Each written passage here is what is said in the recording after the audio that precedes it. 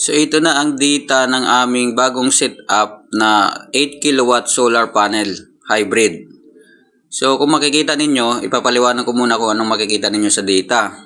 So itong sa kanan, sa taas, yung may grid na pangalan, yan ang galing sa ating distribution utility. So kung dito sa Manila Meralco, sa inyong probinsya ay iba-iba yung tawag. Tapos dito naman sa kaliwa, sa taas, ang makikita nyo may production, 4.72 kilowatt. Yan ang galing doon sa solar panels natin sa bubong. Tapos yung gitna na yan, yan ang ating hybrid inverter. Tapos dito sa ilalim sa kaliwa, makikita nyo ang 0.0 kilowatt, yan ang battery natin. So may pangalan naman na battery. Tapos dito sa gitna, yung UPS na yan na may 70.00 watts, yan ang backup loads natin. Tapos dito naman sa ilalim sa kanan, makikita nyo 4.50 kilowatt, may nakalagay na load. Yan ang gamit nyo sa inyong bahay, yan yung load niyo.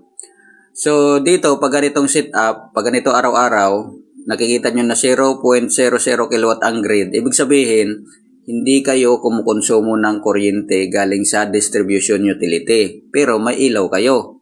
Kasi ang ilaw ninyo, kaya siyang supplyan ng solar panels. Kasi ang production natin is 4.72 kilowatts. Tapos ang load nyo is 4.50 kilowatt lang.